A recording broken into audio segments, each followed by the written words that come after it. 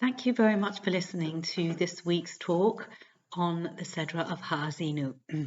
As we are really nearly reaching the conclusion of the book of Devarim, of Deuteronomy, Moshe Rabbeinu's final address to the people of Israel. And we have a very unusual situation, as we've been observing, that we read this Sedra after Yom Kippur. And I think that we are able to take very special messages from the experience of Yom Kippur that we have just left behind us as we look to this Shabbos. And I would suggest that Yom Kippur is not just another day, it's another world. And I think that we have at least two specific messages that enable us to take this transcendent experience of Yom Kippur, this very spiritual day, this day unique of all the days of the year, and we are able to actually, by reading the Seder of Haazinu this year, we are able to firstly bridge the gap, I would suggest. And I think that we can, the second theme that I would like to develop based on the Seder of Haazinu that we're reading, is that from Yom Kippur, which is a day that is devoted to Hashem's forgiveness of his people, we can read the words in the Seder of Haazinu that prove that Hashem has faith in us. And I think that both of these points are going to be ways that we can bring the experience of Yom Kippur with us as we emerge into the festival of Sukkot and into the rest of the year. And I think that that is invaluable because Yom Kippur is not a day that we wish to leave behind us and resume our activities and the habits and our routines and just think, yes, the day has passed and that is it. It is a day that we want to keep alive within us. And I think the Sedra this year of Haazinu gives us particular help as well. So the first point I made about bridging the gap. On Yom Kippur, we desist from 5 categories of physical activity that are forbidden, that we read in the Torah Shabbal Peh, which explains the 5 phrases, 5-fold repetition of the phrase Ve'inisem as nafshosechem, and you shall afflict your souls. And these 5 afflictions take us away from the physical world and really make us almost angel-like in our status. And I want to look at the first pasuk, as we often do, of the Seder of Haazinu. And it says, Haazinu hashamayim va'adabera, give ear, O heavens, and I will speak, v'sishma ha'oretz imrefi, and may the earth hear the words of my mouth. And we have here Moshe Rabbeinu calling as witnesses heaven and earth.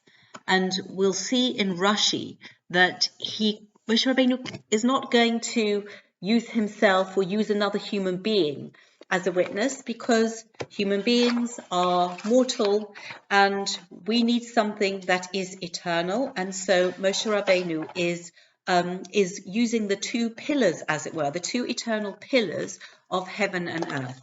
And if we look at the Sedra as it appears in the Torah, actually more precisely this side of the page, just holding up the tikkun here, and it's almost like these are 2 pillars visually.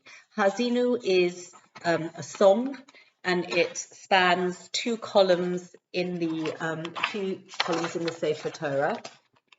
And the pillars of heaven and earth are going to be the supporting witnesses to Moshe Rabbeinu's points.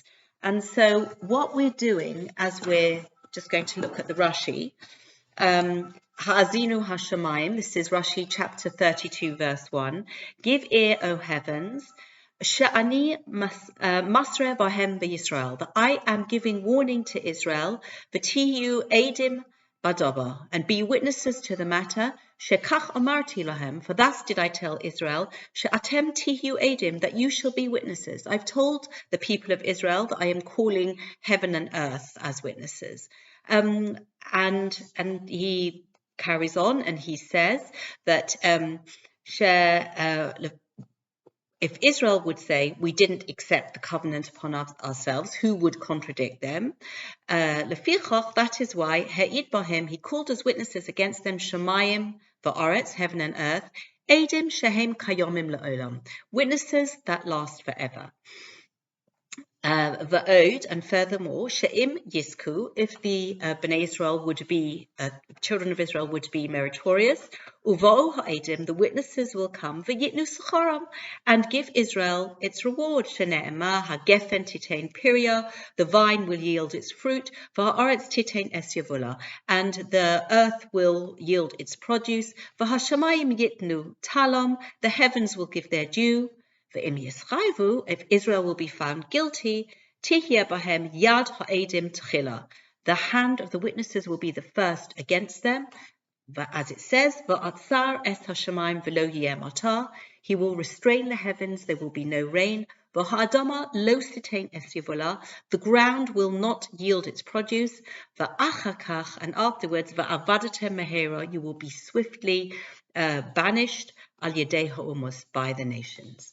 So this Rashi is focusing, it seems, on the fact that Moshe Rabbeinu is calling eternal witnesses. Not only that, but it's almost as if heaven and earth are going to be part of the reward and punishment process, that if the Bnei Yisrael keep the covenant and follow in the ways of the Torah, then the heaven will yield its blessings, the rain will come from the heaven in the right time, and the produce will be blessed. The earth, again, will give forth its fruit, and there will be blessing. And if, God forbid, the covenant is not observed, then the witnesses will withhold those blessings. And in this way, the children of Israel will be punished and exiled from their land by the nations.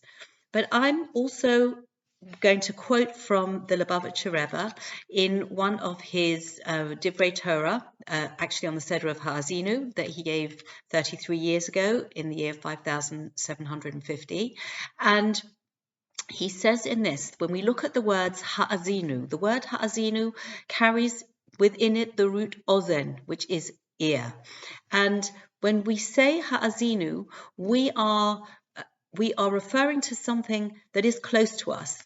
You're sitting close to me, I can hear, I'm able, thank God, to hear what you're saying. And there is this close auditory experience.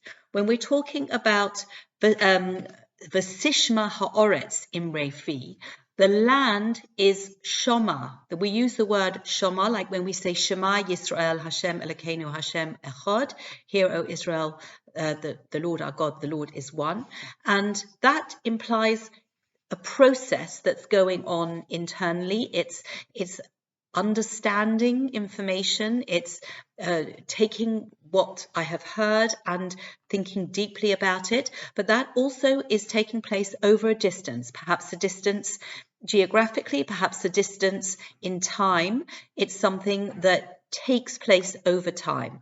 And so we have this idea that Moshe Rabbeinu was on the day of Yom Kippur, he has been for 40 days and 40 nights, the third lot of 40 days and 40 nights, he has been learning the Torah, and then on the day of Yom Kippur, he comes down with the second set of tablets during the children of Israel's sojourn in the wilderness. And this is a day that has been set aside for forgiveness. So he has been high, he has been actually physically in Shemayim on this day of Yom Kippur.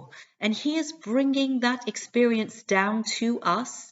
And he is, and I think especially when we read this on the Shabbos after Yom Kippur, we can really internalize. We are close in time to the experience of Yom Kippur. And so we can hear the echoes of the words of the tefillot and the experience and the sensation of Yom Kippur, which is a day that is hard for the body, but it is a day of opportunity to put aside physical drives, physical needs, and try to focus as much as we can elsewhere. And so I think fresh from that experience, we can look at this posuk and we can say, yes, that we have this idea of being close to Shomayim as we were on Yom Kippur. For although Moshe Rabbeinu is unique, we all have a part of him inside us. We have the capacity. The Mishnah in Pirkei Avos tells us that we have an element of choice, that we can choose to emulate Moshe Rabbeinu. And so in that way, we can access the same way, fragmentally perhaps, but we can access this spiritual experience that Moshe Rabbeinu had, that culminated, that climaxed on Yom Kippur. And so in this way, in the Seder of Haazinu, we are bridging heaven and earth. We're not just identifying heaven and earth as witnesses. We're not just pointing out that heaven and earth are going to either reward us with their blessings or withhold those rewards depending on how we behave, but we are bridging that gap. We are bringing the Yom Kippur experience into the days that follow, into the years that follow, into the year that follows. And in this way, we are maxing out on this most unique days. It is not just a day, it is not just 25 hours, it is a world unto itself. And so that is the first connection between the Seder of Haazinu and the concept of Yom Kippur. And I think that we have a special opportunity this year to see it in this way, reading it when we do. The second connection that I would like to point out is a few Pesukim later, chapter 32, verse 4. Hatzor Tomim Pa'alo, the rock perfect is his work, Ki chol derachov mishpat, for all his ways are justice, El Emunah, a God of Emunah, Ve'ein Ovel, without iniquity, Tzadik ve'yoshar hu, righteous and straight, yashar yashar, no deviance, no twisting, proper. This is the posuk. So how does that link up with Yom Kippur? So again, we are going to look to Rashi, that El Emunah, L'shalem letzadikim sidkosom, to pay the righteous for their righteousness, La'olam haba, in the world to come, V'af pi she ma'acher es tagmulam, even though he postpones their repayment, Sofa la'amein es devorov, in the end he makes his words come true. So Rashi interprets this concept as El Emunah, that because the reward of the righteous is promised in Olam Haba, in the world to come, it's deferred as it were, but he is sticking to Hashem, Tzaddik v'Yoshar, what he says he does, and so even if that is not an immediate reward and may not be seen in the lifetime of any particular individual, and we have the concept that is very hard to understand of Tzaddik v'Ralo, a righteous person who has to endure trials and tribulations and seems to have a very hard life. But that reward is deferred, and Hashem is keeping his word. So this is Rashi's understanding. And this is the concept, Hatzor To'omim Po'olo, this concept of Hashem as a rock. And this is actually used as part of Tziduk Hadin, which is a funeral service that at a time when we are dealing with physical loss and a challenging time, that we, as it were, confirm our faith in Hashem, that we may not understand them, but his ways are based on justice and right, and we are in this way shoring up our own faith and enabling ourselves to cope with what can be very difficult challenges at these times. There is another way, a very beautiful way, which fits in perfectly with what we have just experienced over Yom Kippur. And the fact that when Moshe Rabbeinu comes with the second tablets of stone, he comes from Mount Sinai, and this time he is carving out new tablets, but he is also bringing with him divine forgiveness. And this is reenacted every single year on the 10th of Tishri. And I would suggest that instead of thinking of emunah as faith, as something that we have in Hashem, we are looking, when we say in the pasuk that I just read out, El Emunah, a God of faith, Hashem has faith in us. And that is a very inspiring message that is something that we can and should take with us every single day beyond Yom Kippur, because you will only forgive, Hashem will only forgive if he has faith. If somebody is beyond the pale, has done something so bad that they cannot be forgiven, we can call it a sackable offense, then they're not going to just have a consequence of the action. That's it. The contract will be terminated. But if there is forgiveness, if there is another chance, that's because I have faith in you.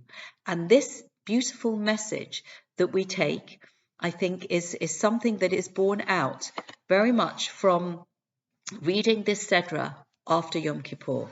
And there is a Gemara in Sanhedrin that talks about Hashem discussing with the angels that he wants to create man. And so he discusses it with one group of angels, and then the angels ask Hashem, what is man that you're creating him, that you're giving him this honor and actually bringing him into actuality? And Hashem shows the angels the scope of history and unfortunately the things that we human beings do not do right. And the angels say to Hashem, why do you create them? So the Hashem destroys those angels. And then another group come and they have a similar conversation. And Hashem says, I want to create human beings. And they say what they're going to do, what human beings are going to do. And Hashem shows them, and Hashem destroys the second group of angels. And then the third group of angels come along. And Hashem says, I want to create human beings. And so the third group says to him, you're going to do what you want to do. So why are you asking us?